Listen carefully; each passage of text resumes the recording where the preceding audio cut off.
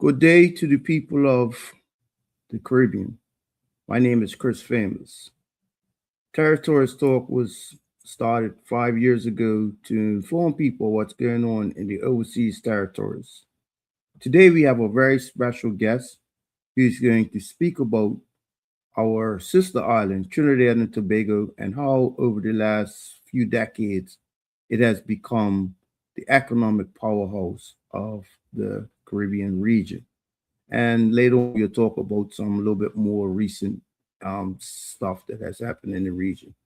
So without further ado, I now bring in our guest, Mr. Pearce Robinson. Mr. Robinson, good morning.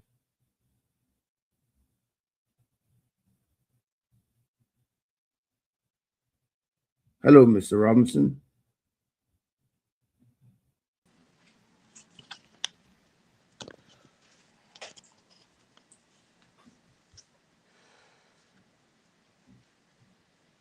Good morning, Mr. Robinson. How are you?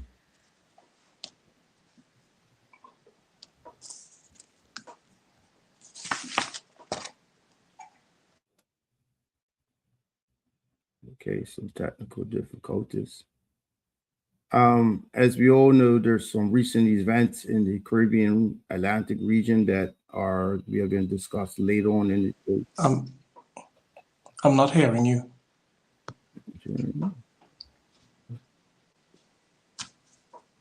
Not sure. I'm not hearing. You're not hearing me at all?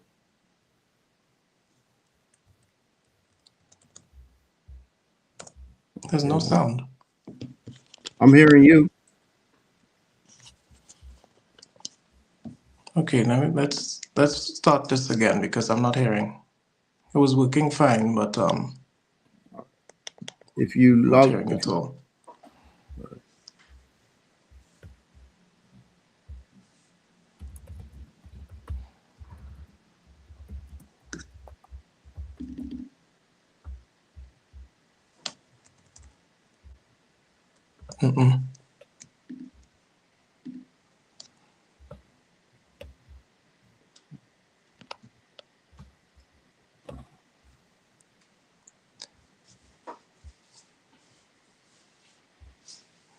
See if you could kick me out so I could join again because I'm not hearing you.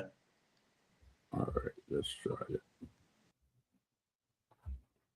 All right, so my apologies. We're having slight technical difficulties that we will get resolved in a few minutes. Happy New Year to everyone. Thank you all for joining TerT&x Talk. And we hope to have Mr. Robinson back in a few minutes.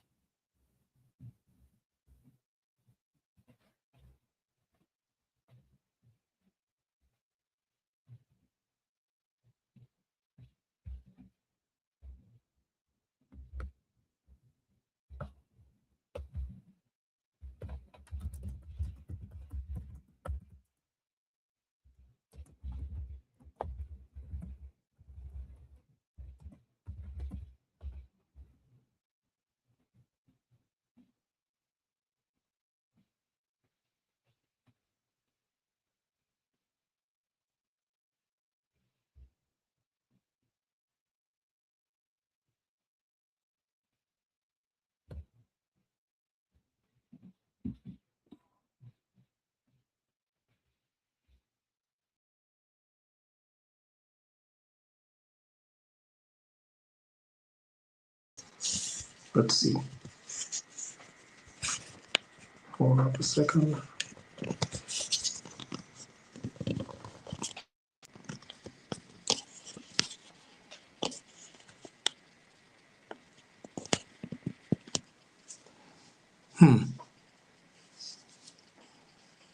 Are you hearing me, Mr. Robinson? Yes, I can hear you now. Okay. I don't know. Maybe it's somebody from the White House listening in. Or Tante Kamla. Good morning, Mr. Robinson. How are you doing? I'm doing very well, thank you. How are you? I'm blessed. I'm a little disturbed, but you'll get through this. Yes, How are you indeed. today, Mr. Robinson? I'm doing very well, and it's a pleasure to join you on your show. Never mind the technical difficulties this morning. Yes, and thank you to the listening audience that have beared with the technical challenges. Um, so today's show, we are going to you are going to do mostly talking. We are going Mhm. to help to educate ourselves and the people of the region about how your country, the Republic of Trinidad and Tobago, has become the economic powerhouse of the region. Mhm. So, for those who don't know, we're going to do a little bit of geography, and that is where Trinidad and Tobago is. Mhm. More precisely, this is the shape of Trinidad and Tobago. Which part of Trinidad and Tobago are you from, sir? I'm actually from St. Joseph. Okay, correct. Yep. Well, I yeah. have some family. I have some family living correct. Kirap, okay. Yeah. Farmwood, Farmwood. Farm Road. Yeah. All right. Interestingly, Trinidad and Tobago is, of course, the southernmost end of the Caribbean archipelago. Its closest point is 7 miles off the coast of Venezuela. As I Mm-hmm. said a few times, there are two channels that we share with our closest neighbor, Venezuela, and it is the mouth of the dragon, Boca del Dragon, and the mouth of the serpent, Boca del Serpiente. So those are the two channels that we share with Venezuela.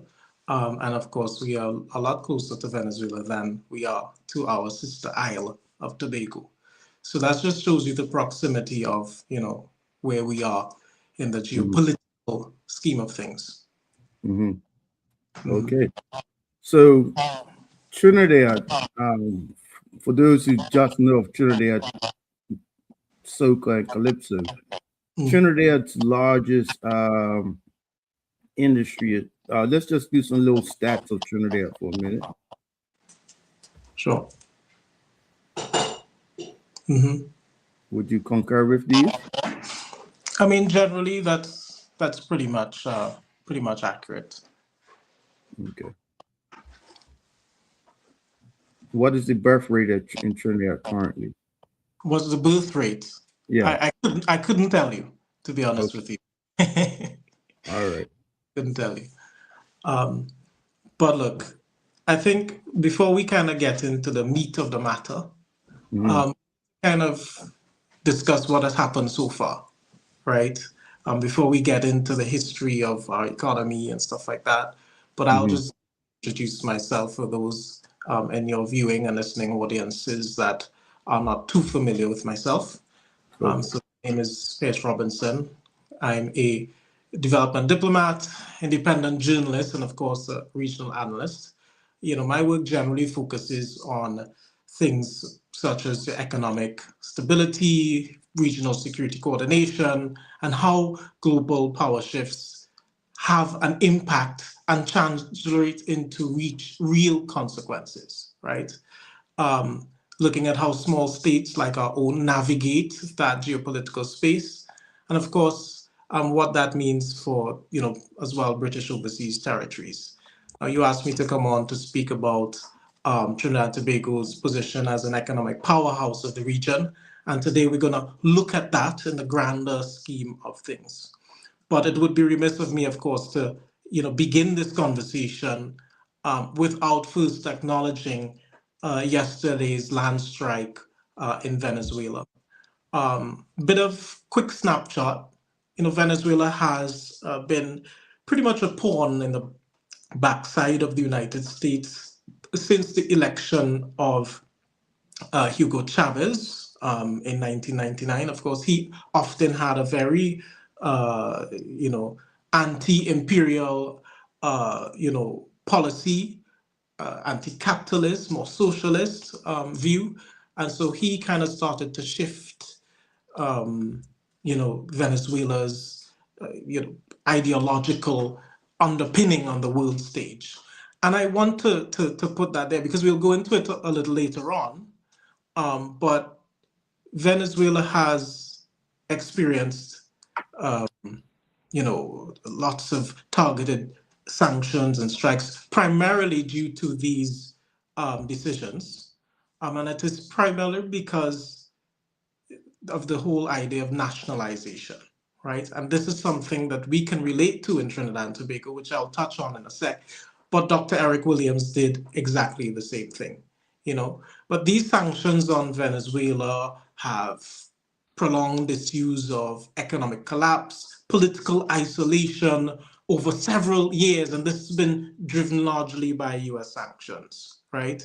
It has resulted in the breakdown of institutions and institutional failure.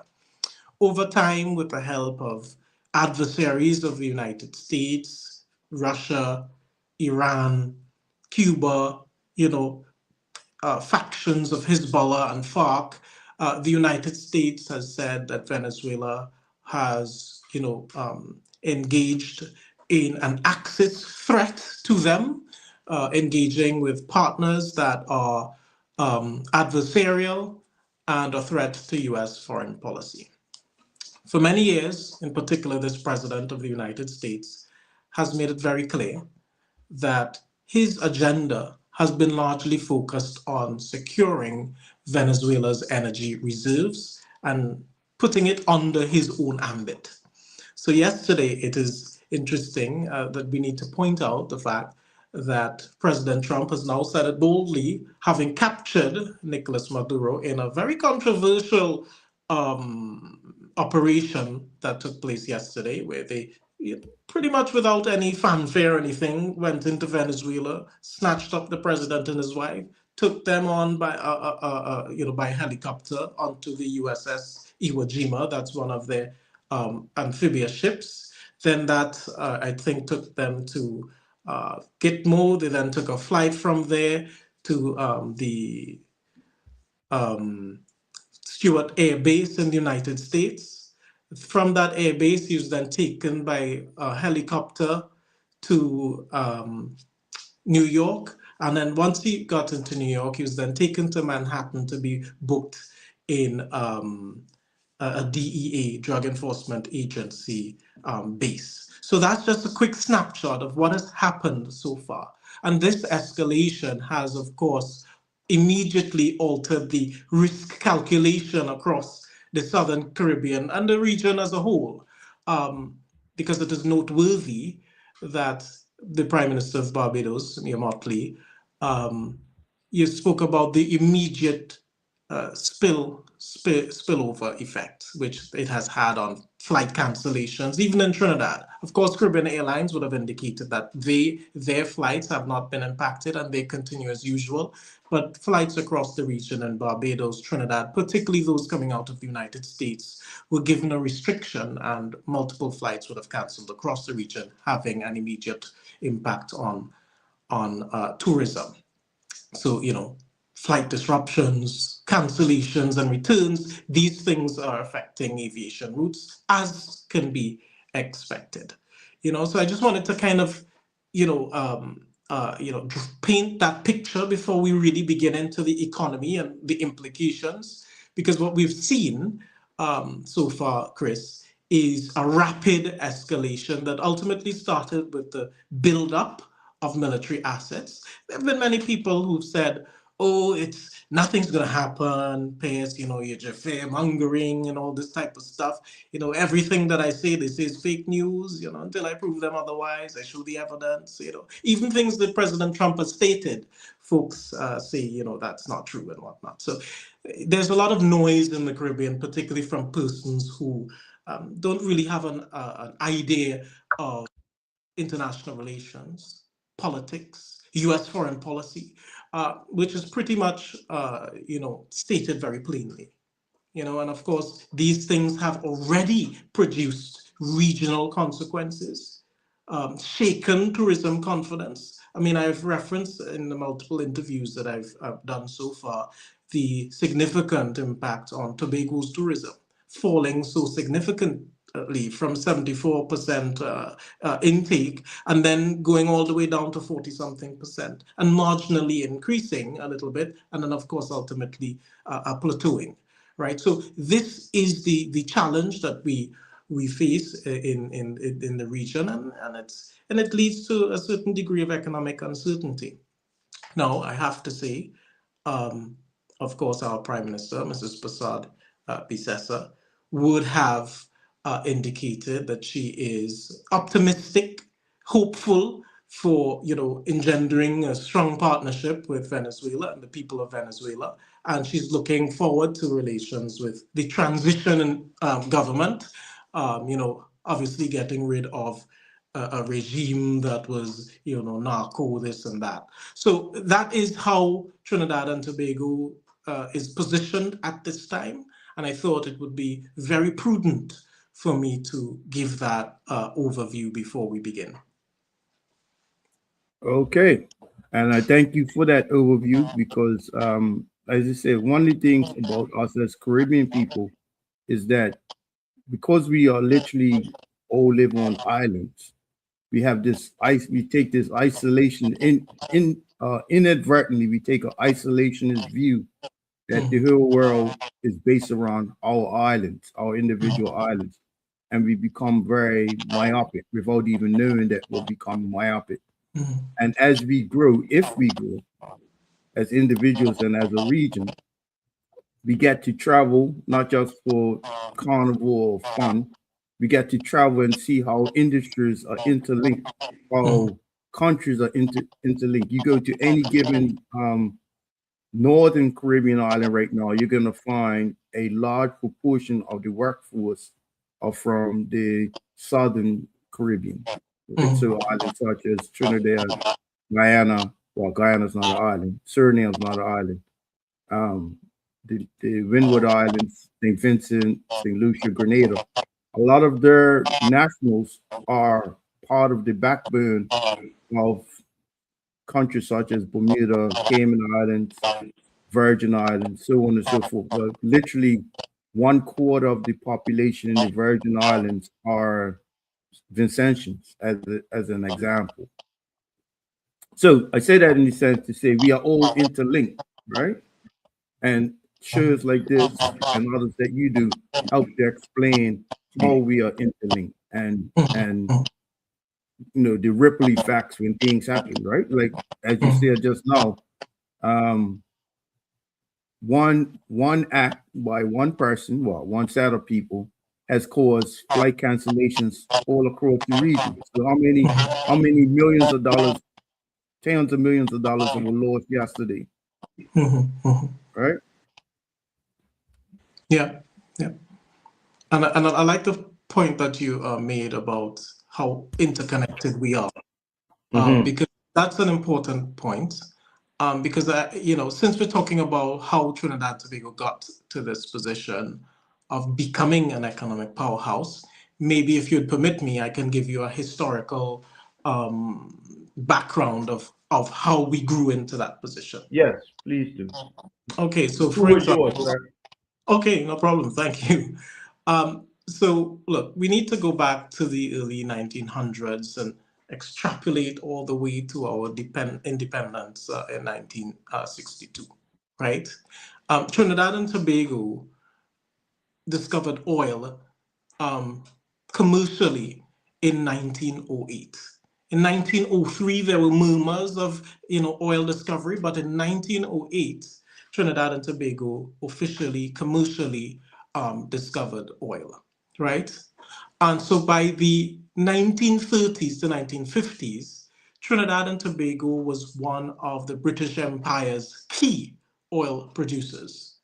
Oil dominated exports and government revenue at the time.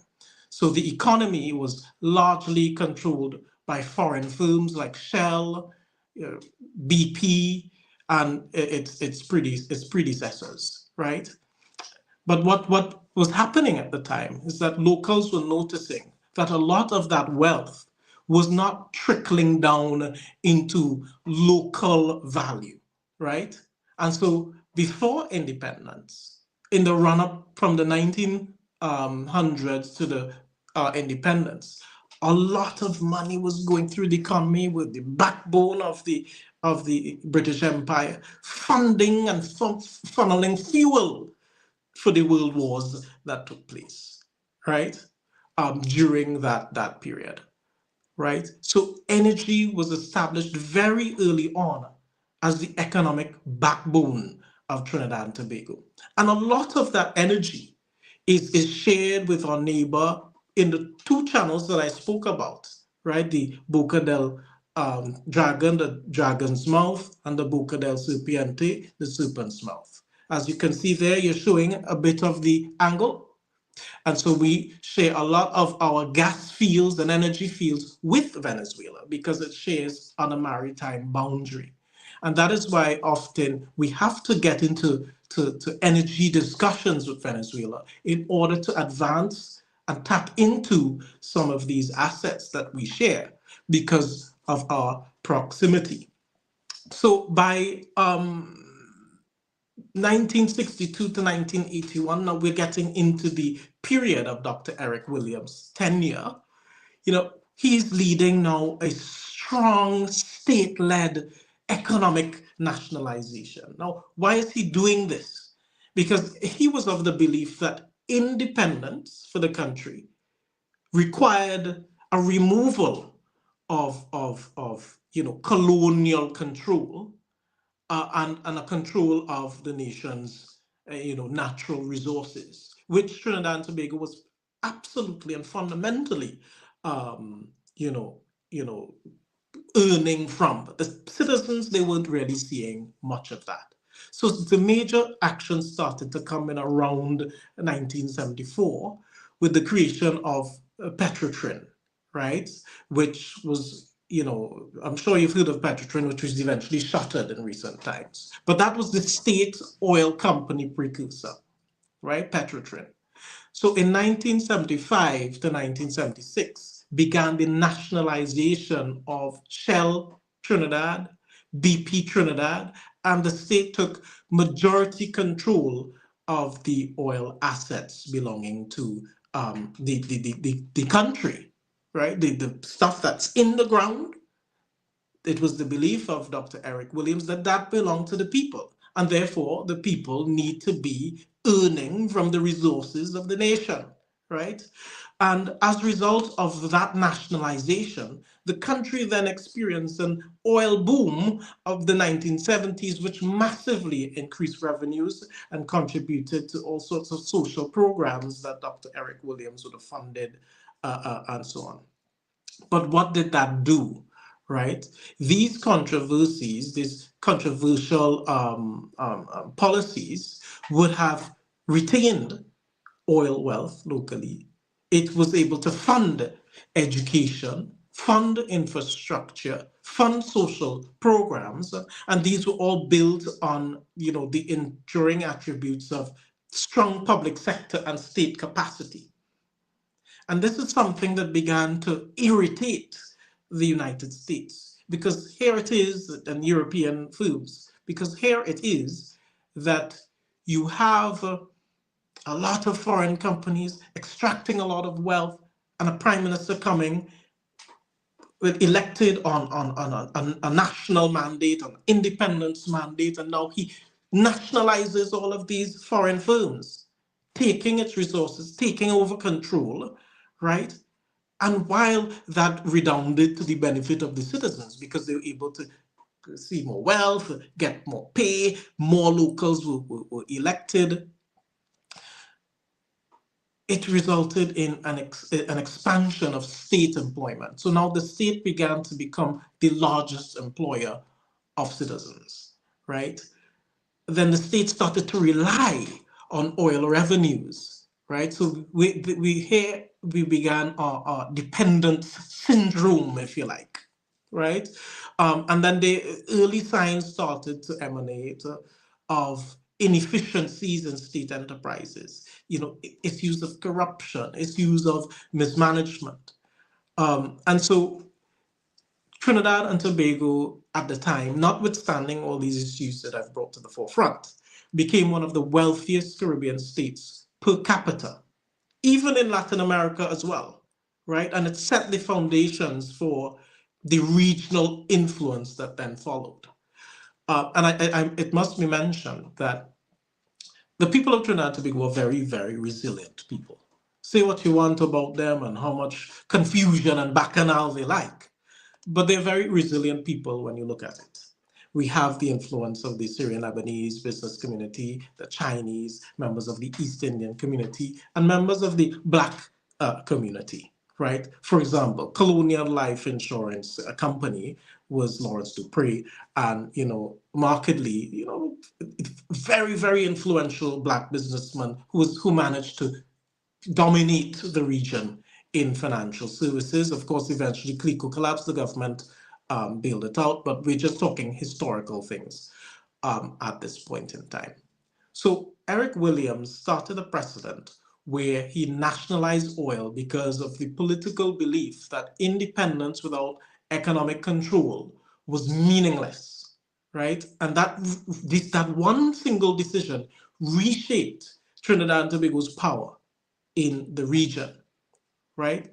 So, but then we had the oil shock of the 1980s, put everything into pandemonium. Of course, George Chambers was then elected in 1981 to 1986, right? Because, of course, Dr. Eric Williams would have died in office, right? So George Chambers then followed and so on.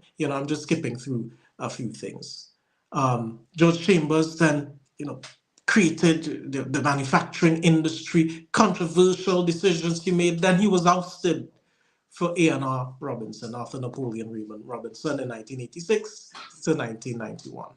Within this period, right, the context is that there was the collapse of the oil in the 1980s. Therefore, it prompted George Chambers to take very bold steps to create Trinidad and Tobago's manufacturing industry, which today is one of the most formidable industries in the entire region. Right, the state suffered severe recession during that time, so a lot of austerity measures had to be taken. Foreign reserves fell significantly, and then we had to jump into the IMF structural adjustment program in around 1980 to 1990. Right, we had to devalue the currency. It resulted in devaluing the currency, significant spending cuts, and public sector reform. Those are the things that occurred as a result of that. It was painful and destabilizing for the citizens. It forced the state to be less so dependent on energy because it collapsed, and to think more about what it means to diversify. And so that was George Chambers' push for the manufacturing industry. And he is largely to be credited for building it up and creating the policies that enabled that space for our manufacturers to grow and to build and to dominate. And that reduced our over-reliance on oil, right? So that 1980s crash brought about further wealth diversification and further power, but also our vulnerability, right? And so now we're moving into the 1990s to 2000s. We had Prime Minister Patrick Manning serving from 1991 to 1995. Between that, he had Prime Minister Basil Pandey from 1995 to 2001, and then Patrick Manning again, 2001 to 2010. So we had, various interchangeable prime ministers, but within those two periods of leadership, there was a key strategic shift, largely contributed by both Prime Ministers Manning and Pandey, which moved from oil to natural gas, right? So major developments took place under Patrick Manning in 1991. Atlantic LNG Train 1 was established, the expansion of LNG, ammonia, and methanol, which you might note that we are, of course, significant contributor in. The creation of the Point Lisas Industrial Estate as a heavy industry hub, long-term gas contracts that attracted multiple multinationals to come and invest in Trinidad and Tobago. And during that period, leading up to 2010, Trinidad and Tobago was the second highest recipient of foreign direct investment. Trinidad became a world leader in ammonia and methanol, major LNG exporter, And of course, at this point, energy accounted for 40% of the country's GDP, 80% of exports.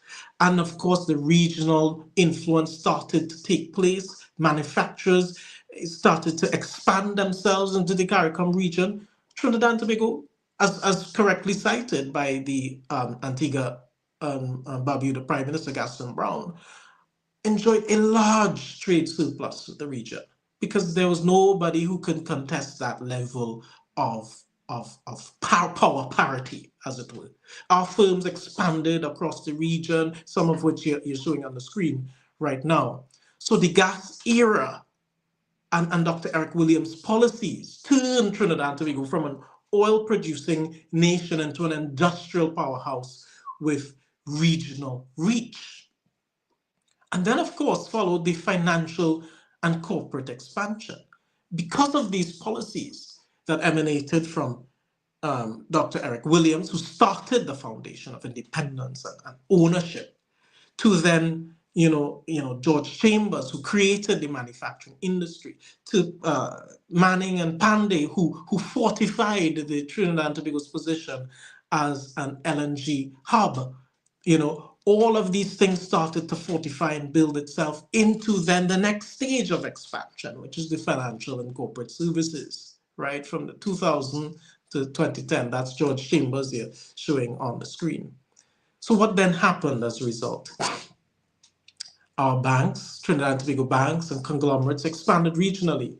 It's important to note also that in financial services, certain financial services were also nationalized, by the way, which I forgot to mention. But RBTT later became RBC Caribbean. So RBTT was the Royal Bank of Trinidad and Tobago, which was bought out by Royal Bank of Canada, Caribbean. We had Republic Financial Services, that's a Trinidad and Tobago bank, which has been doing a lot of acquisitions regionally. We have Ansel McCall, now Ansel McCall Merchant Bank, and so on. All of this capital started to flow into the Eastern Caribbean, into Guyana, into Jamaica, and significantly into the British Overseas Territories, right? So you would note, and maybe you can speak about what you know of companies and Trinidad companies expanding into the rest of the Caribbean, but they started acquiring assets, taking over banks, taking over banks in the Turks and Caicos, taking over banks in Jamaica, and so on. And so this then created a stage for Trinidad and Tobago to be perfectly intertwined and deeply etched into the economies of the entire region. So when we're talking about, immediate impacts of what spillovers and regional tensions and, any kind of unsettling that happens in Trinidad and Tobago, it has implications for the entire region. Because just recently, and I'm jumping forward into certain things, but the Colonial Life Insurance Company that I spoke about, it's a massive investment, financial services firm and so on, that was expanded multiple billions, of US dollars, it was worth. And of course, the state, would have, had to bail the company out. But this company was so large that it had assets right across the region and policyholders right across the region, which is why,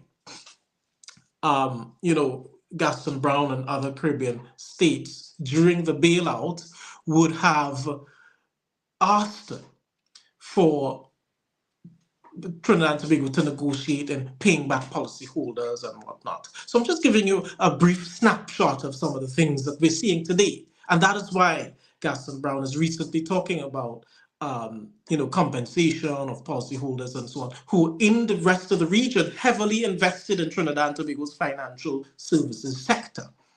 And this is what I mean by how deeply intertwined we are with the rest of the Caribbean region as a financial hub. So, you might note that Bermuda is exceptionally good in reinsurance and financial services, and its sectors built around that, as well as tourism and so on. But Trinidad and Tobago has been that beacon in the region with a lot of power parity dominating and continues to dominate and influence and so on, to such an extent that even Carib and other companies are continuing to acquire companies. Even in the United States, during the pandemic, they acquired a brewery in Florida, right? American companies, and so that they can continue their expansion. So Trinidad and Tobago companies, because of the policies of the former leaders, have become less sort of risk averse and more open to taking calculated risk. And these are the things that often cause a lot of angst and anxiety in the rest of the region, but is largely a caveat of how capitalist and hungry Trinbagonian business people are to continue that dominance and to continue that influence in the region. So when it comes to the policies that take place in Port of Spain, it has immediate effects on the region, and that's why the region ought to pay attention. So, of course, I'm now fast forwarding to today. Okay, so we've now moved through the eras from the 1900s, now getting into up to 2025. In 2015 to 2024, we had the election of Dr. Keith Rowley. But prior to that, from 2010, taking over from Patrick Manning, to 2015, we had Mrs. Kamala Persad-Bissessar, followed by Keith Rowley, 2015 to 2024, and then Mrs. Persad-Bissessar from 2025 onwards, right? So what are the key issues today? The key issues today is under Mrs. Persad-Bissessar, emanating also from Dr. Keith Rowley's tenure. We would have had agreements with Venezuela, the dragon gas deal, which many of us know about. Multiple meetings with President Nicolas Maduro, the energy sector in Venezuela, and so on. These things were largely, pushed under Stuart Young, who also served very quickly as a prime minister.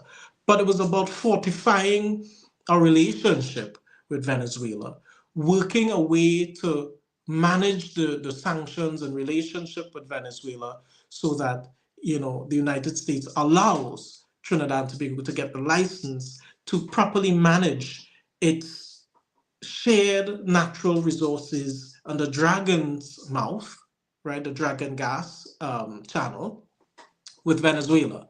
So using companies like Shell and so on to extract those resources, process that stuff in Trinidad and Tobago and then push it out into the market, right?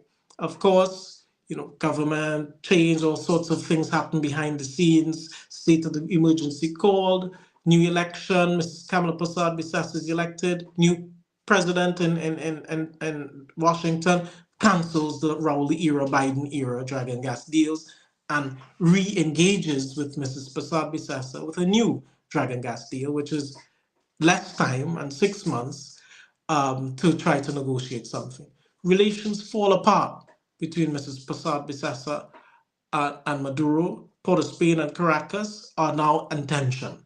They cancel all the gas fields and stuff like gas agreements between the state. They label Mrs. Persad-Bissessar persona non grata, and tensions just boil over into a space of absolute decay. Citizens in Trinidad and Tobago are shocked. We've never seen, our politicians engaging like this on the world stage. We want to know what's happening. Then there's a meeting in Washington between President Trump and General Dan Kane. Well, General Dan Kane is the chairman of the Joint Chiefs, right? General Dan Kane, as you would recall, it was the person who President Trump chose to take over from Alvin Woolsey, who also was looking after the agenda and strikes and so on in the Caribbean region. He then resigned because he thought the actions and the strikes on the boats in the region is completely illegal and he wanted to have no part in it. And so he was sort of ousted. General Dan Kane and others took up that role, also being the joint chairman of the Joint Chiefs. He then flew to Port of Spain, met with Prasad Bisessa, requested that a radar be put in Tobago. That radar was then put in Tobago. And as we heard him yesterday, he would have indicated that all of these assets that they deployed played a critical role in surveillance in Caracas.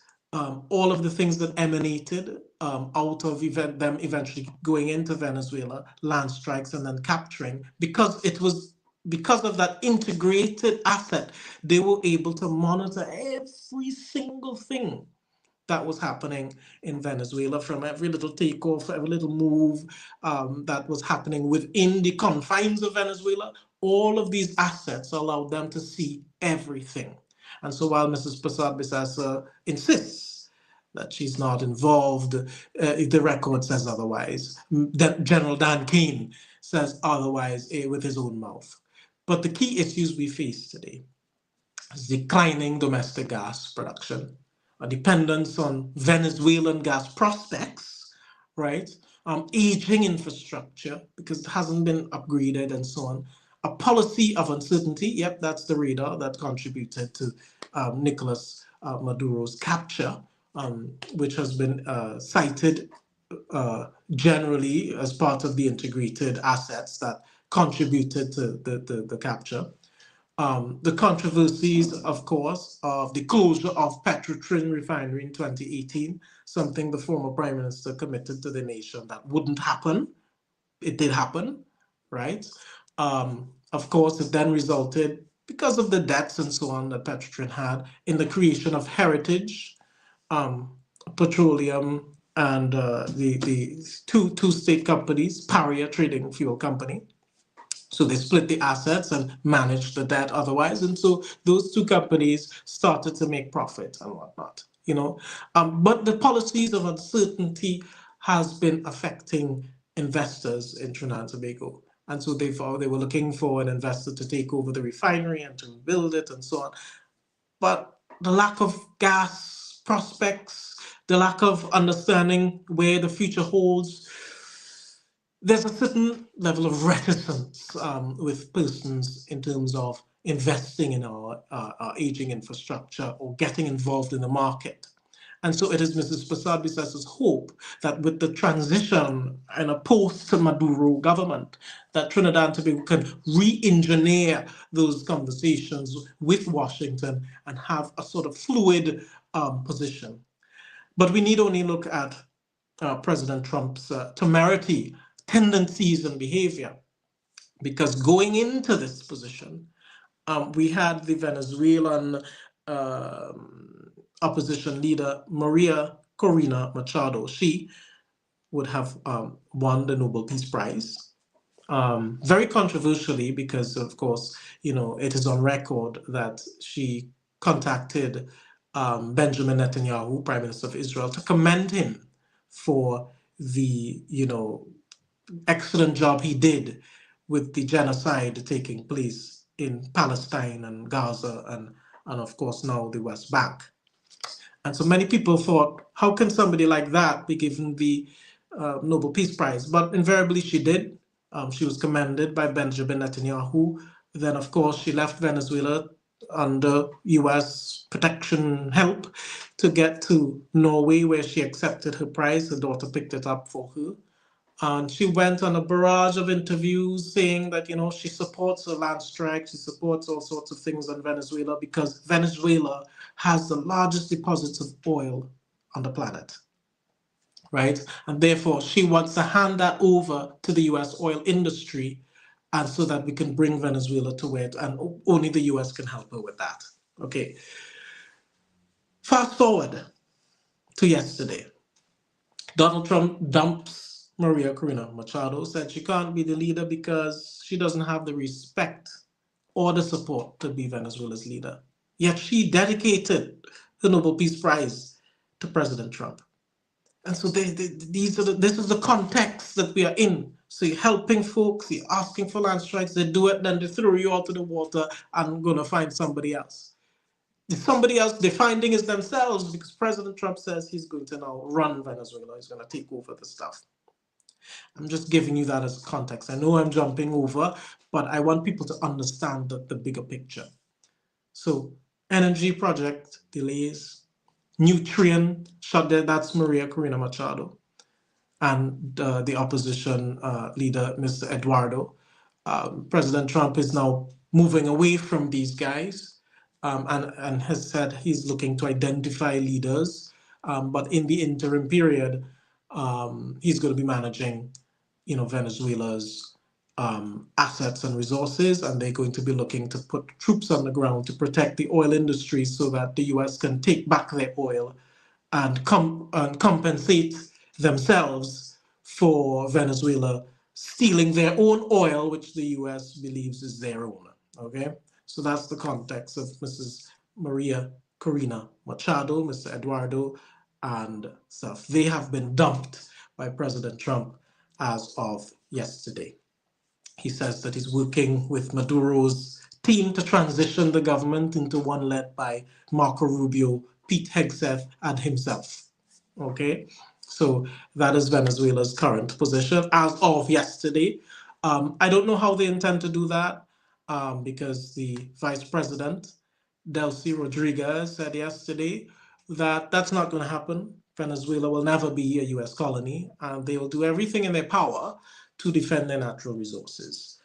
So I'm not sure how that is going to happen. But Nutrien, Trinidad and Tobago, been a part of Trinidad and Tobago's supply for over 45 years.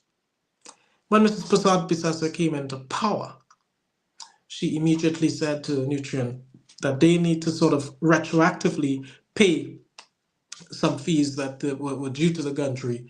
And Nutrien said, hang on a minute, we basically just invested 150 million in Trinidad and Tobago, upgrading our infrastructure and so on.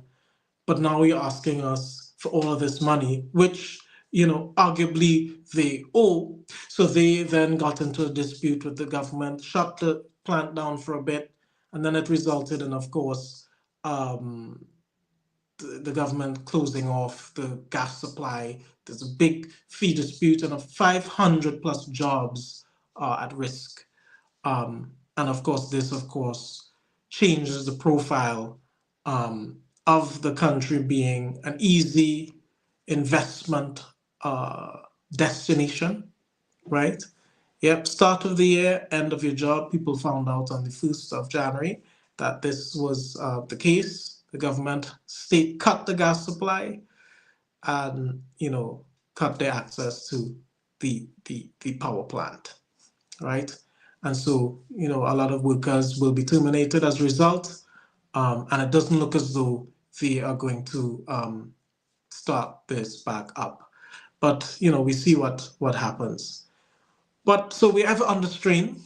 Trinidad and Tobago's economy remains central, but of course, policy choices now matter more than ever, right? There have been a lot of policy decisions thus far that have significantly impacted the citizens of Trinidad and Tobago, including, of course, the legal notices that would have taken place.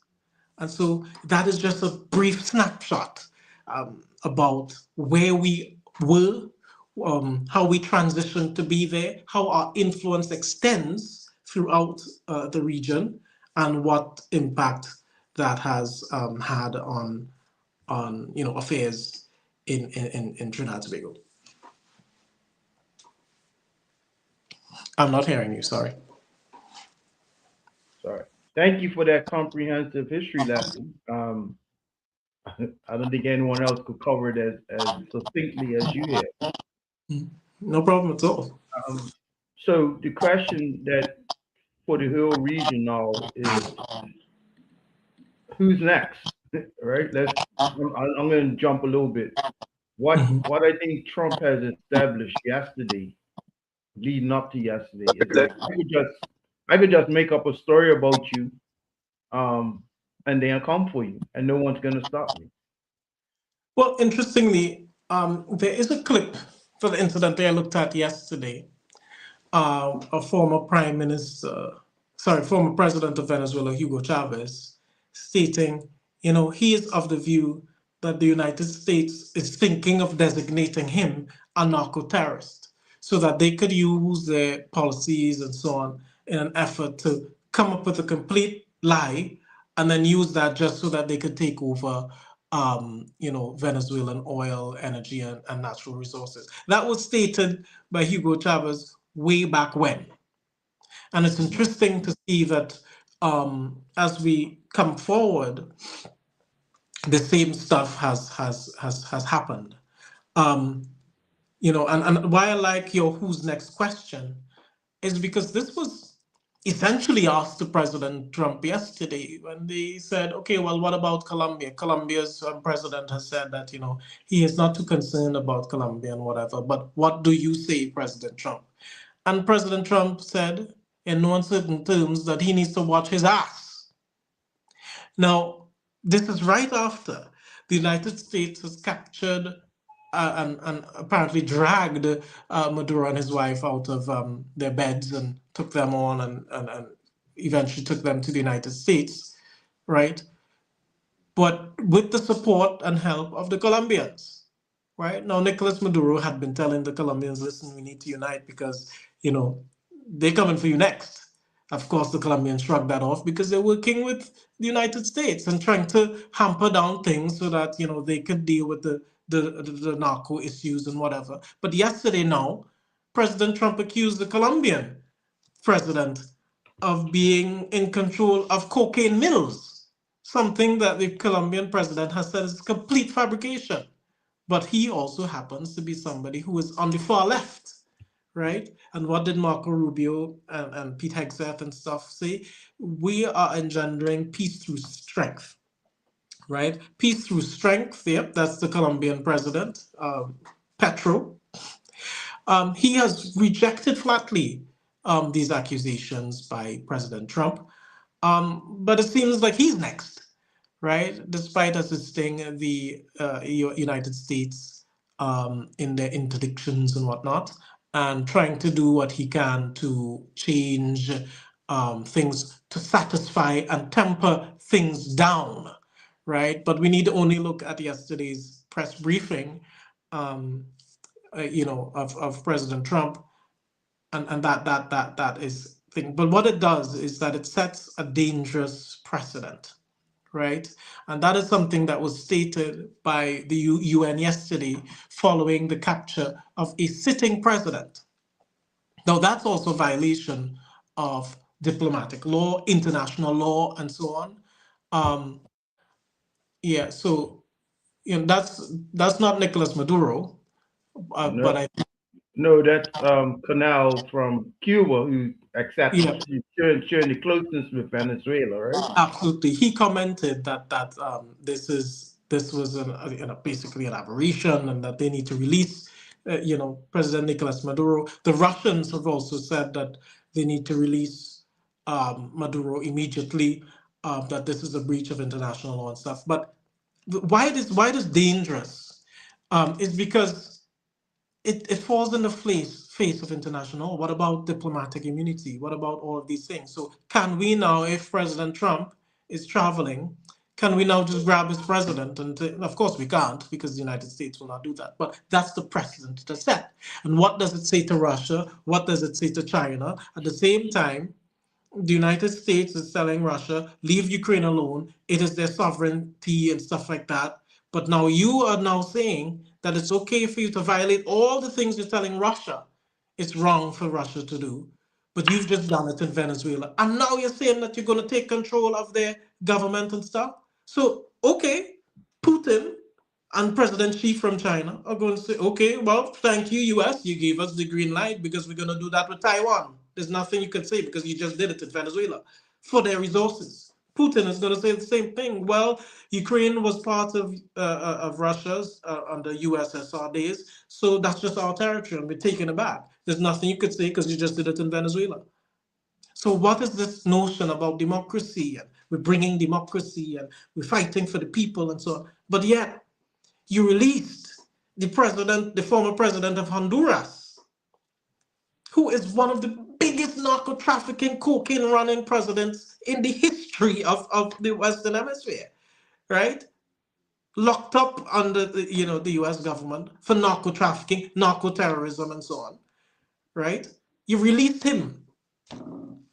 So how do you do these things and then expect people to take you seriously when you say, oh, we did it because of narco terrorism, but you're releasing narco terrorists right up and down the place, right? Not just that, the multiple narco terrorists have been released under this president. So how do we take President Trump seriously? That's the question. That's a good question. I think intellectually, most people don't take him seriously. If you listen to him yesterday, he was like reading at third grade level, right? Mm-hmm. Mm-hmm. The script must have been, font 40, the way he was reading, right? Mm-hmm. But it's the apparatus behind him that we have to take seriously, right? In the sense to say, it's not Trump himself going into these countries and extraditing people, but he has a powerful military apparatus that can do so. You look in the region. All he had to say is, "Hey, listen, I'm canceling the visas for Antigua and Dominica." Right? Suddenly, Antigua now is telling the Cuban doctors bye. Suddenly, Antigua now is saying, "Oh, we might accept some deportees from the United States."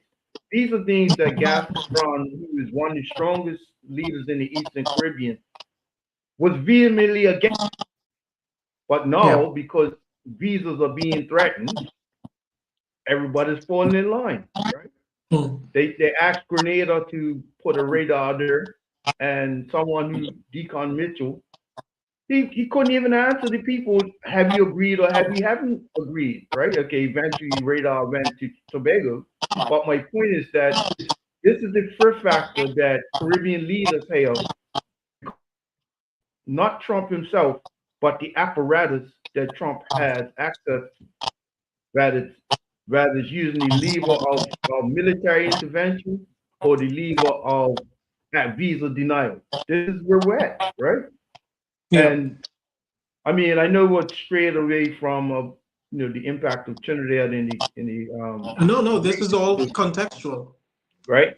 But when you have someone who of your prime minister's stature basically lambasted the rest of the region, right? Castigated us as if we're nobodies in favor of Trump, or to curry favor with Trump, pun intended, right? Then that tells you we're in a dangerous place as a region. We are in a. Let's say Trump tells let's say tells the same way he told Machado, nah, you're not capable. Let's say Mhm. Trump says, no, that's all right. We'll refine our own gas because it's ours now, and we'll sell it to you. What Mhm. what what is your prime minister gonna say then? Or even still, what if they don't even consider Trinidad and Tobago at all, right? Yeah, what And is this he is, gonna say? but also, um, but people are of the belief that the government has changed in Venezuela and everything is hunky dory and everything is peaceful. But actually, Maduro's government is still in power, right? I just need to make that clear. Maduro's government has not been ousted. They still remain in power, and they indicated yesterday through their vice president, who also streamed on the Facebook page of Nicolas Maduro after his capture, to say that the state continues to have its president as Nicolas Maduro. So while the US media and everybody is saying the former president of Venezuela, Venezuela says that um, Maduro is still their president and there has been no change. Now, I know that um, President Trump, in his press briefing yesterday, said, he heard that Delcy has become the president. She said that's nonsense, that Maduro still remains the president of Venezuela and that they will be things. So there's a lot of misinformation and disinformation coming out of Washington, right? But why it's important, what you mentioned about the people behind President Trump, is that it's important to understand that this has been a consolidation of hard right policy under Trump, right? He often mentions it, and I mentioned it months ago, that this is the re-engineering of the Monroe Doctrine, which falls under the Trump 2025 project, which he's often distanced himself from, but everything that has happened since meets with that. And I'm writing an article at the moment, which I'll be publishing soon, which identifies how that Trump 2025 project has it got its way, influenced its way into the Caribbean, and have funded political elements in the country. I will speak to that when I release that. But Trump's second term posture, Chris, has been one of policy consolidation, right? We're looking at the key features that include, a security first policy.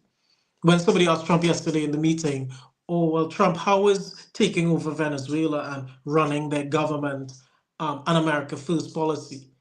He said, well, actually it is because, all of this energy and stuff, we can get our oil companies down there to control it and stuff.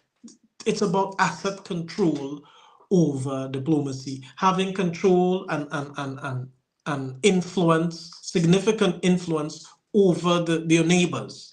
Because in the Western Hemisphere, the US is supposed to, according to the Monroe Doctrine, be the overarching influence. And it has nothing about independence and sovereignty and stuff when it comes to that. Because President Trump said it himself, we can get people to fall in line, right? And he invoked visas, he invoked all these things, and it's about peace through strength. I want your viewing and listening public to go and just type in peace through strength. You can either type in Trump or Hegseth and just look at the material that come up and read it, right? The issue of migration has been treated, just largely migration has been treated as a threat vector. Of course, migrants and stuff have been the backbone of establishing the United States as the formidable power it is today. But that threat vector, I'm just talking about migration as a whole, okay? Not illegal migration, but migration as a whole has been turned into a threat vector by the Trump administration. And so they're using these things and even coming down harshly on their own citizens with all the ICE detentions and so on, racialized, positions, taking on hardline positions, and even deporting some of their own citizens who they've had to bring back, right? Things that have been ruled unconstitutional, overpowering the judicial element, not abiding by court rules, overextending presidential powers, not listening to Congress, not abiding by Congress's decision, even though it is required by law. But the United States, particularly because of the influence of the Trump-appointed judges on the Supreme Court, have been making this president into somewhat of a king, okay? And because of this king-maker type of position, the United States is becoming more of a pariah in the region. And my concern is that they're doing more long-term damage to US foreign policy and US credibility and US influence in the region, which will redound to forces and nationalized forces building up and emanating even stronger. And that has the result of creating insurgencies in the region. Because what do we need to pay careful note of? Well, one, the fact that President Trump said that the Venezuela's Nicolas Maduro is funded and supported by Hezbollah, the IRGC out of Iran, all of these other quote-unquote terrorist organizations, that you've just undermined one of their key players in the Western Hemisphere, Latin America, right? Do you think they're going to leave it that hard, And then when, of course, a reporter asked President Trump yesterday in the press briefing, so what about Russia and so on, and China? So he more so flippantly disregarded China. But then when he was asked about Russia and Putin, what Putin would say about, the energy and stuff, President Trump, interestingly, and I want people to go back to that interview, said, "Oh, well, we'll have to see with Putin."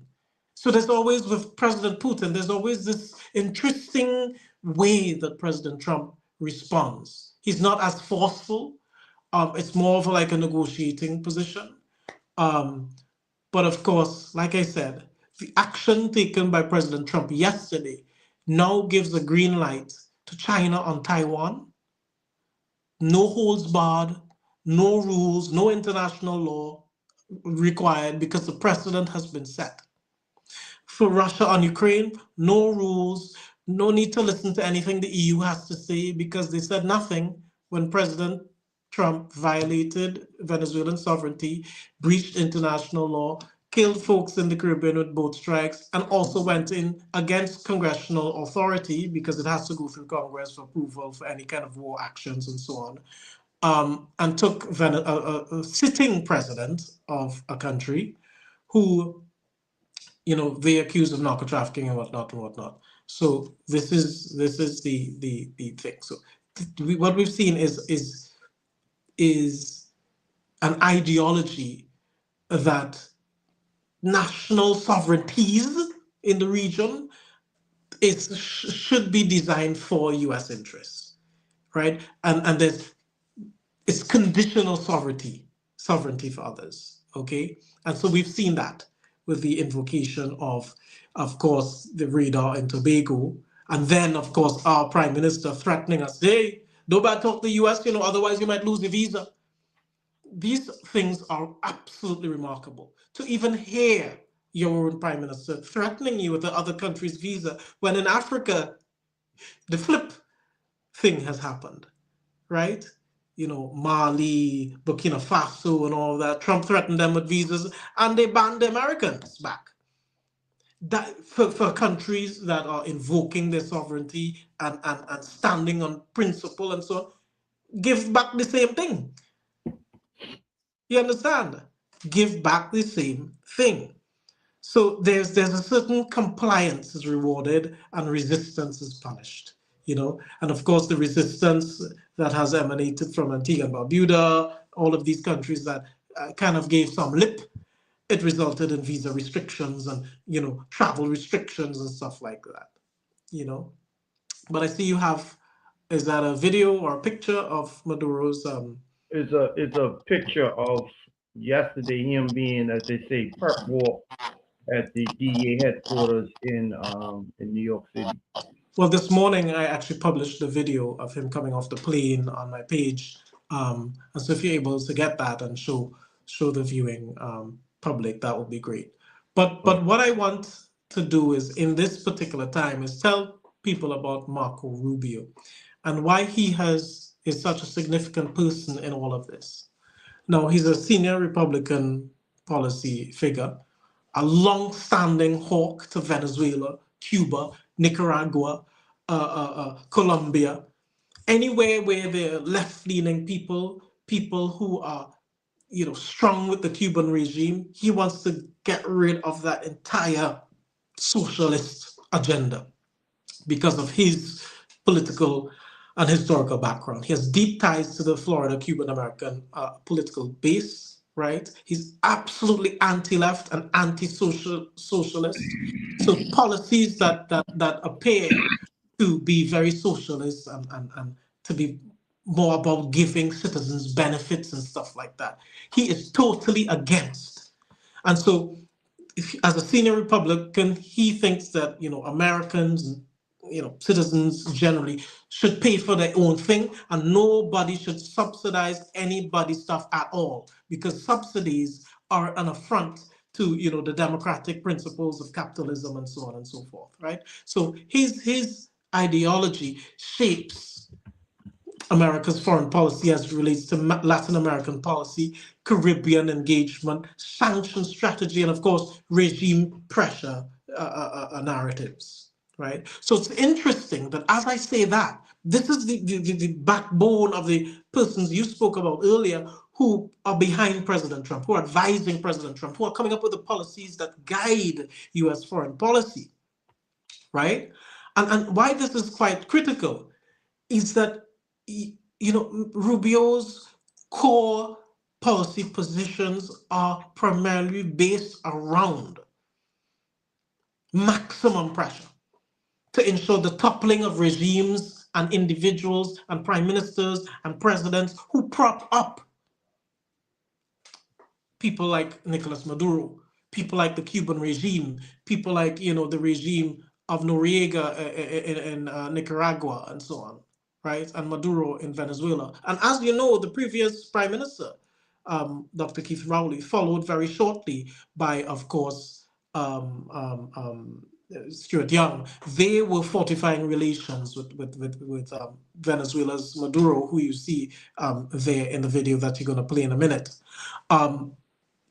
That was an aversion to folks like Marco Rubio, right?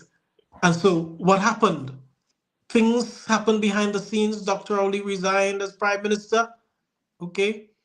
There was a transition. Stuart Young then became prime minister. And famously, when Marco Rubio met with Stuart Young, he shook his hand and said, should I say condolences or should I say congratulations?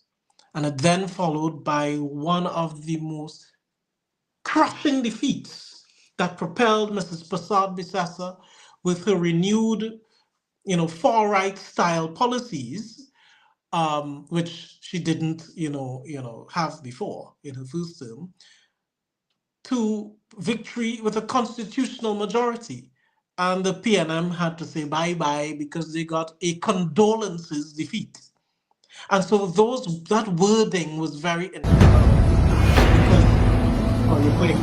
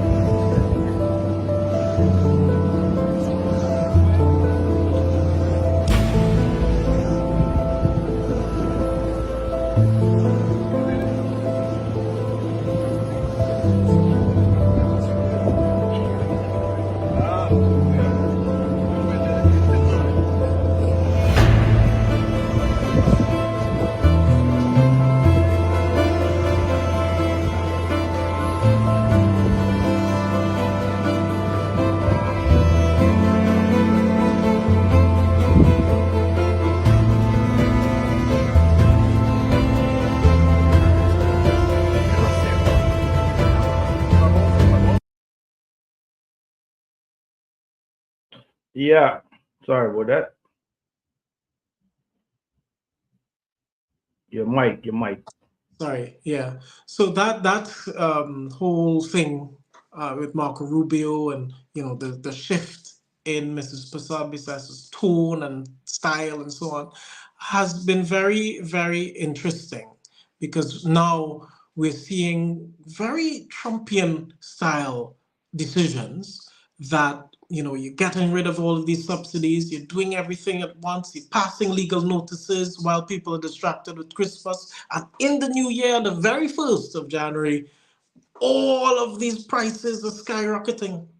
Every single thing from passports to all of these things. But I need to mention something that happened just this morning in Venezuela, just before I continue on Mrs. Prasad Bisasa's shift, is that yesterday, Venezuela's vice president refused to become the president and said that Nicolas Maduro remains the president of Venezuela. But this morning, Venezuela's Supreme Court said that Delcy Rodriguez has to become the interim president because the president is no longer, in the country due to whatever reason. So the Supreme Court has demanded that Delcy Rodriguez become the interim president of Venezuela. I think Delcy might have been trying to buy herself some time, in order to try to see how they can, manage this position. But it seems as though the Supreme Court of Venezuela isn't too happy with that and has ordered her to become the interim president of Venezuela. Right, so that is a piece of information that is coming out of Caracas this morning. And I thought that it would be very important for your viewing and listening public to understand that latest development. But yes, going back to Mrs. Prasad Bissasa's shift in policies, um, it has become very, very, very interesting because from passports, everything going up 100%, some even 400% and more. Prices have gone up across the board, and all of this is happening all at once. Things have gone from 0 to 50, 0 to all sorts of numbers, right? And this is coming at a time where over 20,000 plus people have been sent on the breadline. Um, you know, the cost of living is exploding in Trinidad and Tobago, against the backdrop of our issues with energy. This is a political and social situation that is very close to being untenable. So the question then becomes, let me drive a little bit into Trinidadian politics, right? How strong is your opposition to PNM? Honestly speaking, I would say that the opposition in Trinidad and Tobago is not very strong. Respectfully to all the persons and so on, I think they need to be a lot stronger in terms of, the leadership needs to come out fighting more.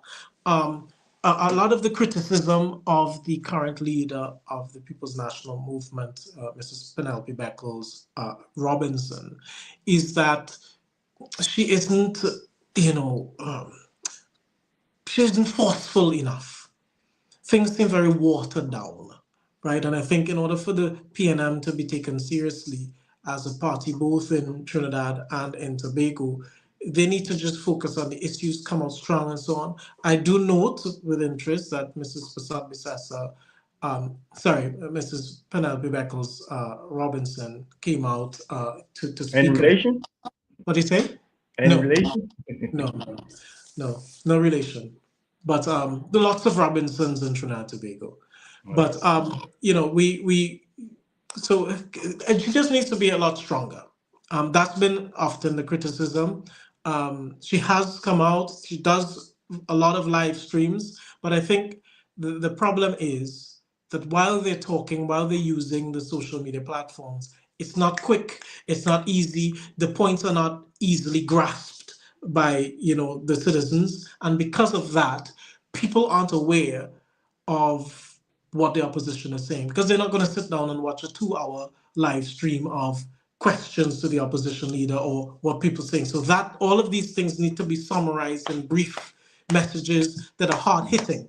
These things don't happen in the PNM, and it's often why they lose. Not just because the UNC often uses, and I don't want to give away what I'm going to be writing about soon, but often uses a lot of technology and political messaging to get their points across. The opposition PNM fails to do that. Yeah, I mean the thing is, as you described, which I believe you 100%, you have mass job loss, mass unemployment, you have rising prices of food in a country that produces food. Yep. You have, Imports. as you reach Trinidad, or if you're leaving Trinidad, everybody's looking for doubles, but the doubles you all are getting are double tax, double fines, double this, and then you have a prime minister who's saying, "Well, if you behave yourself, I may reduce the fines I just doubled on you," right? And it sounds idiot. Let me just be diplomatic. It sounds very childlike, right? And Yep. it from a political view, it's fertile ground for an opposition to say, this is what you have as a prime minister, and you need to have people out there. I don't want to say protesting, but mobilizing, right? Because not only in Trinidad do you not only have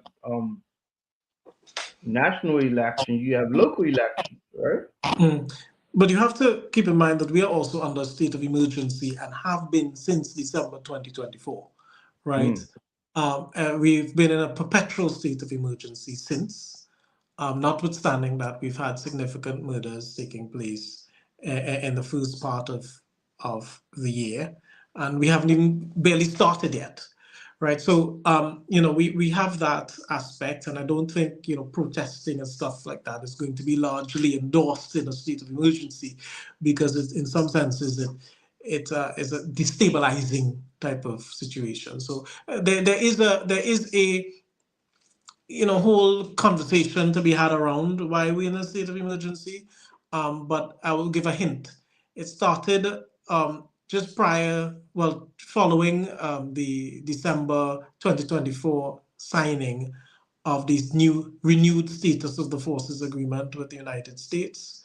And then, of course, that agreement was, of course, ratified and extended and so on under Mrs. Prasad Misasa, which then resulted in all sorts of radars and other security um, arrangements and stuff taking place. And since then, we've been in a perpetual state of emergency.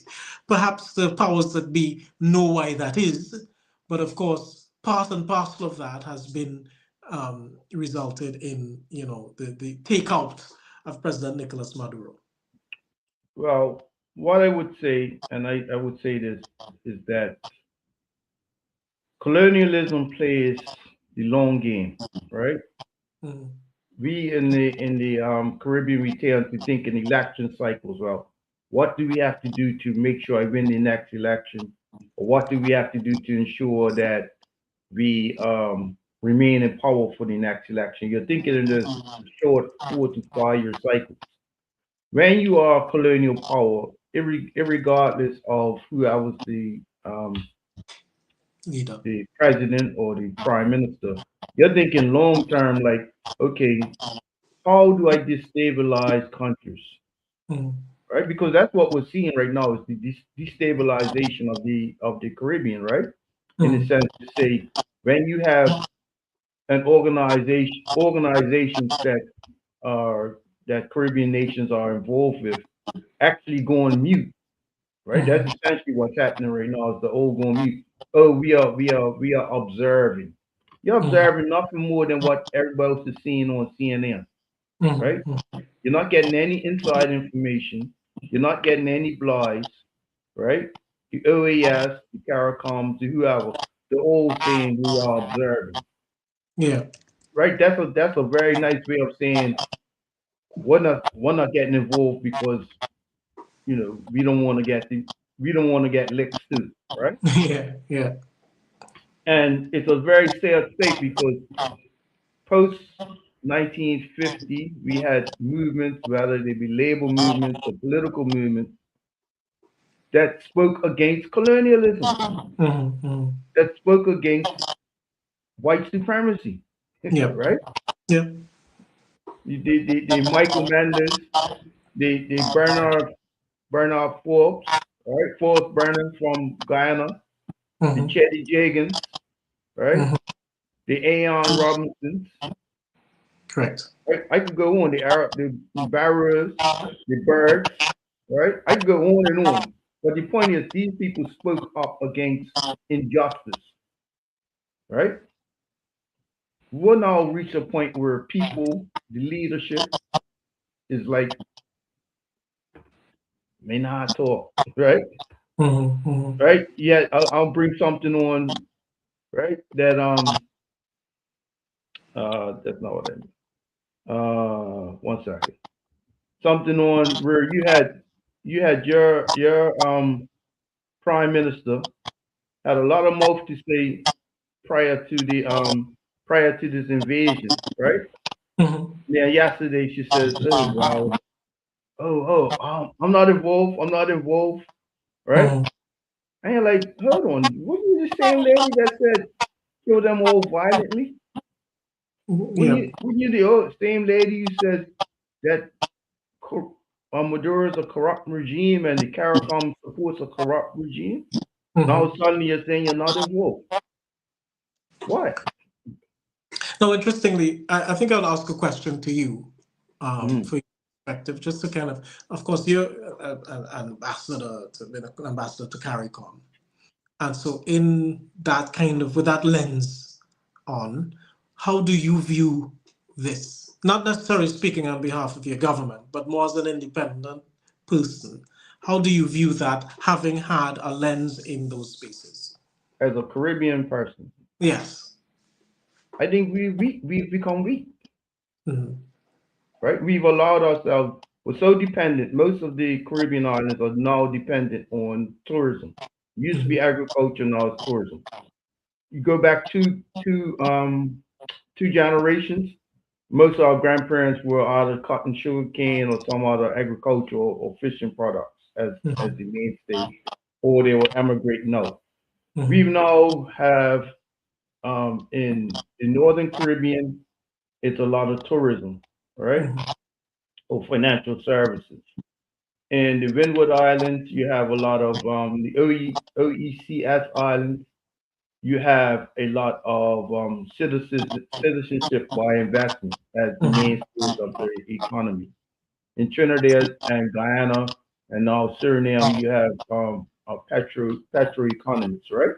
Mhm. But each one of those are depending on whatever the U.S. allows.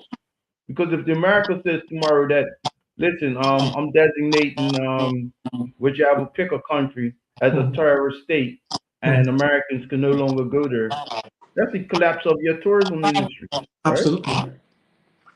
If Trump says to your prime minister that no, you're not getting access to dragon gas, that's the collapse of your industry, your Correct. economy, right? Correct. Correct. If he says to the OECS countries, the five of them or six of them that do CBI, that your people can't come to America. No one with a passport from any OECS country participating in CBI can come to America. That's the collapse of the industry. Correct. So what happens when we're faced with being economically dependent on America? We then right, and I Mhm. think that's a shame as a black male that lived from the '60s onward. It's a shame. Mhm. Yeah, I mean, and then I would start there because I go back to the conversation that you said about the long game of colonialism. That definitely has its mindset and political systems and structures deeply etched in not just some people's mindsets, but the systems that were left behind. But I say that to say that why Caribbean people, and in particular Trinbagonians, must understand the implications of what we've seen taking place yesterday is that there are parallels.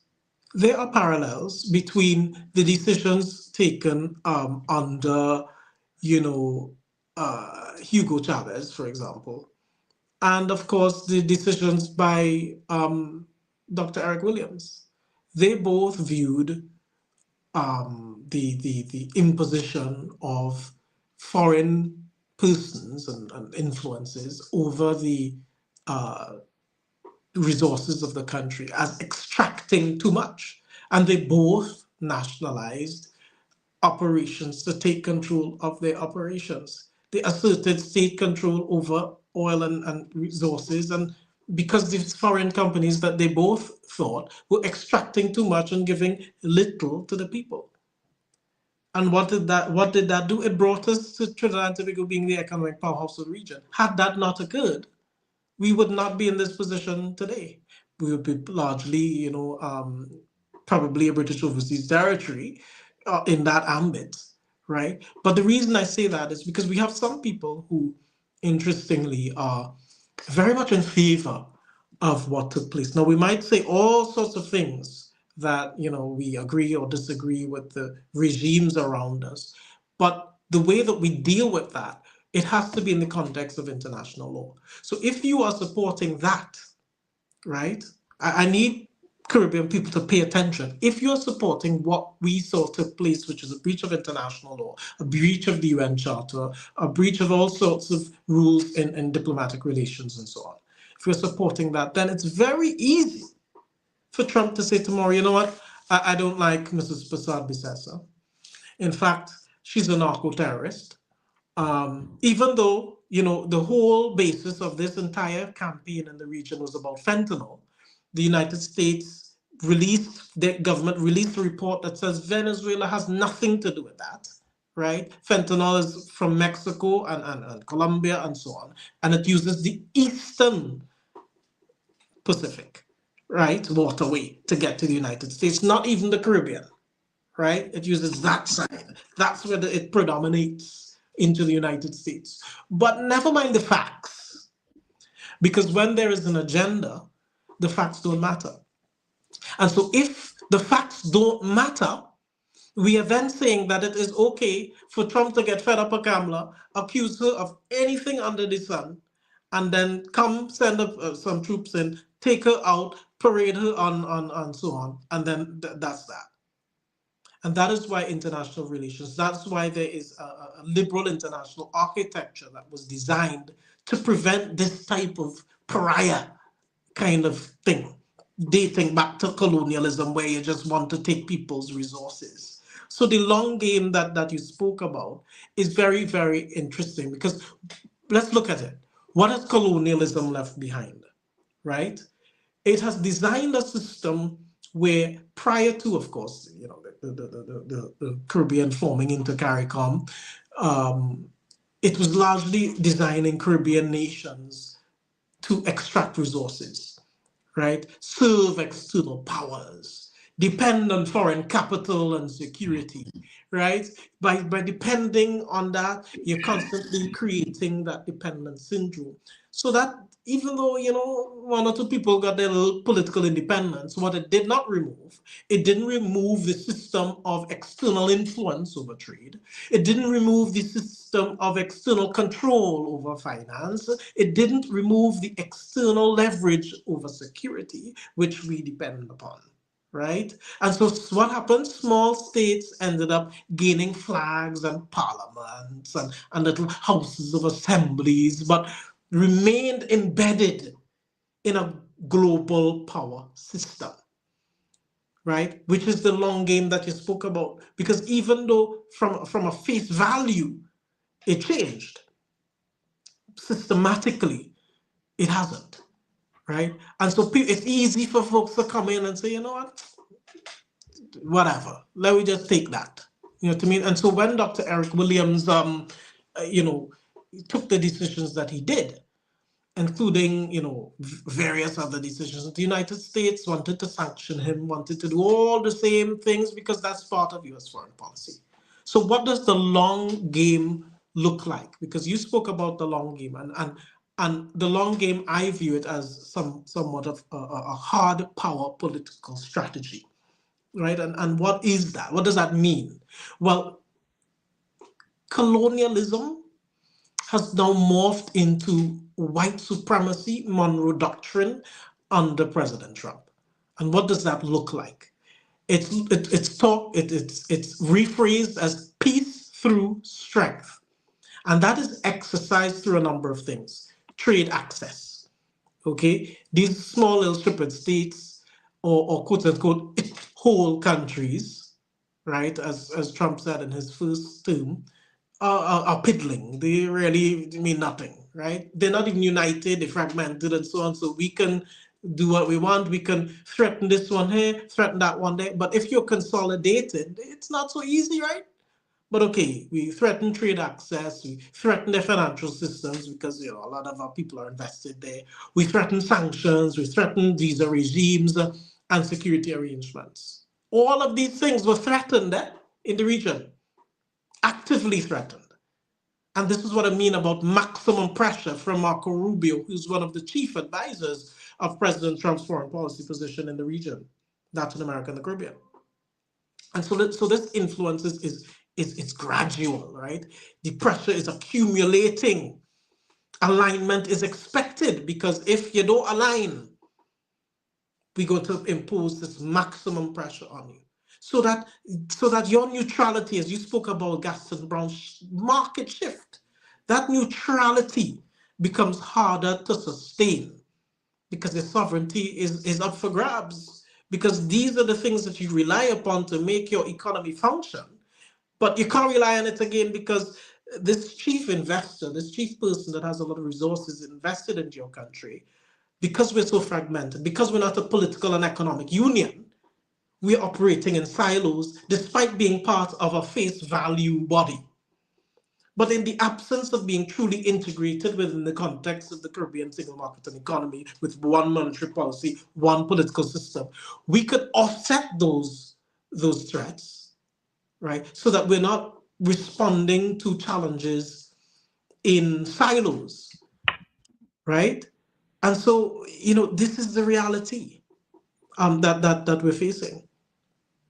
Well, I fully concur with you. What I would say is that we have, as I have to start, we have to start winding up, and we have to have a part two of Mm. this, or a continuation of this So, conversation. What I would say is that Marcus Garvey was one of the greatest leaders of in the world, and definitely greatest leader for Black people. Right? mm, He said two things. Well, one thing he said is Black people ain't gonna know themselves until their backs up against the wall. Right? That's number one. Number two, Bob Marley said sometimes it seems like sudden destruction is the only solution. So we witnessed in the last couple months that all it takes is Trump saying one little thing on truth media or whatever, truth social, and you get certain Caribbean leaders jumping in line, right? They may say one thing publicly, but behind the scenes they're now doing something else, right? mm, And what happens in that respect is that the people of the country start to realize, well, if my prime minister had to fall in line, I have to fall in line. The same way your prime minister had to say or say it to, well, behave on yourself, else you're not going to get to go to America, right? mm, We have to, our generation, right? Those of us who are educated, those of us who have our own personal finances in order, those of us who have the willpower have to continue the conversation of how we become a greater political and economic union, mm, mm. right? Because when you look at what the Caribbean has produced pound for pound, are you hearing me? Yeah, I'm hearing you. Just got a bit of Okay. disturbance. What when you see what the Caribbean has produced pound for pound, we are one of the greatest regions in the world. We've survived genocide. Mm, We survived hundreds of years of slavery. mm, We survived hurricanes, right? mm. We can survive this only if we have the willpower and if we actually work together. Correct. Right?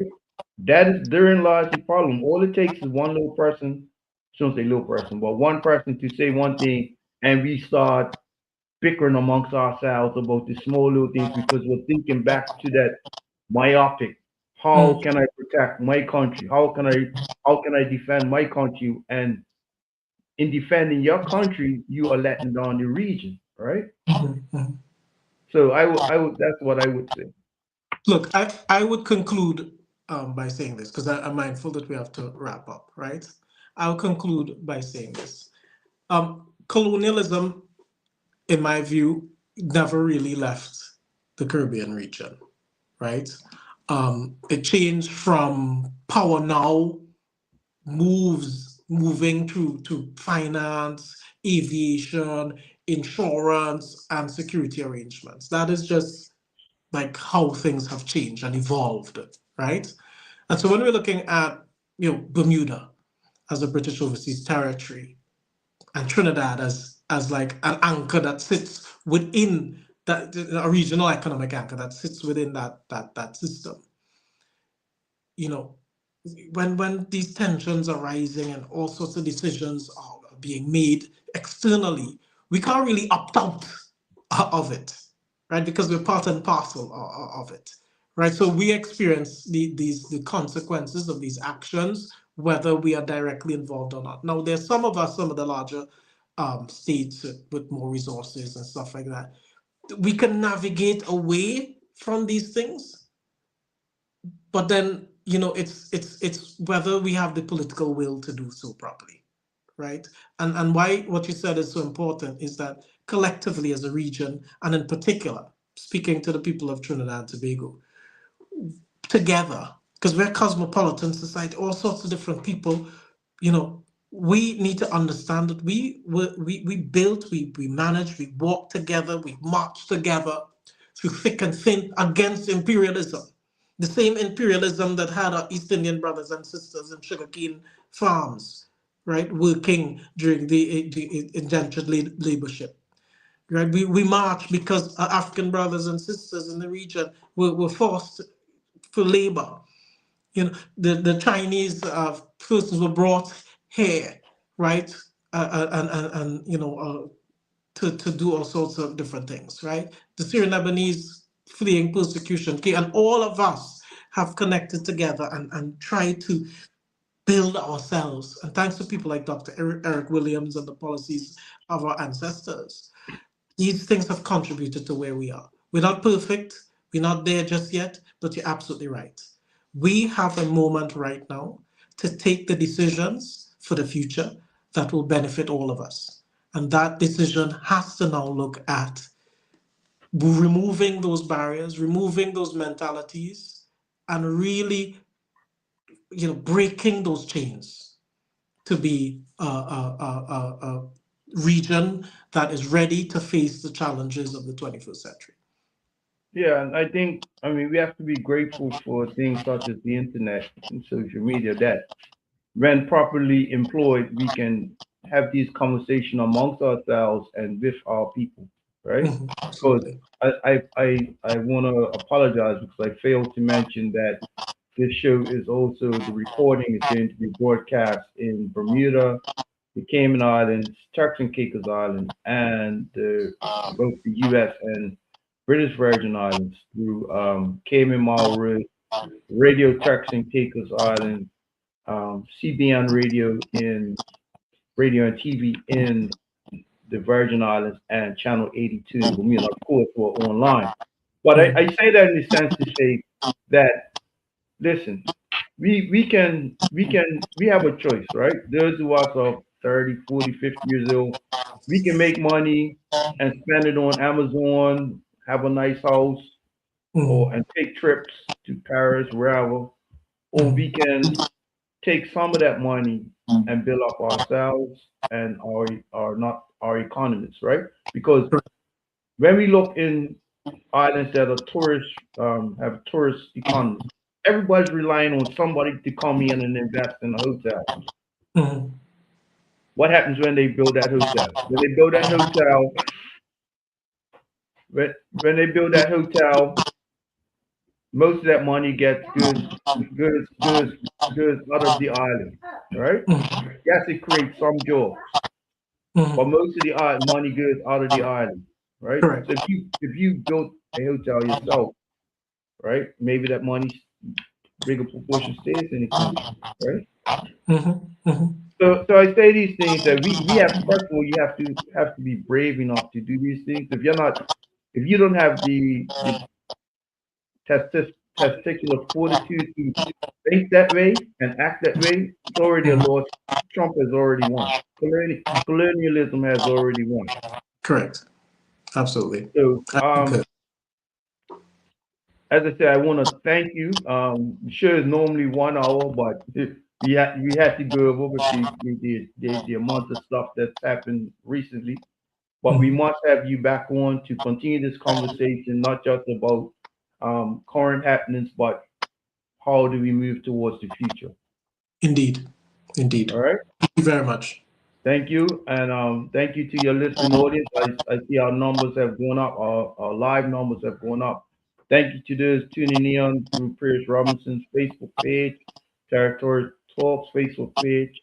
Thank you to my sister who is avid Rosalind is in the Dutch West Indies right now.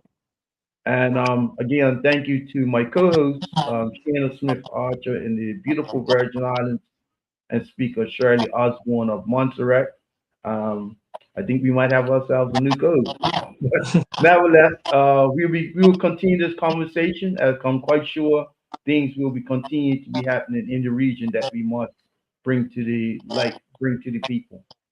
Indeed. Thank All you very right. much. Take care.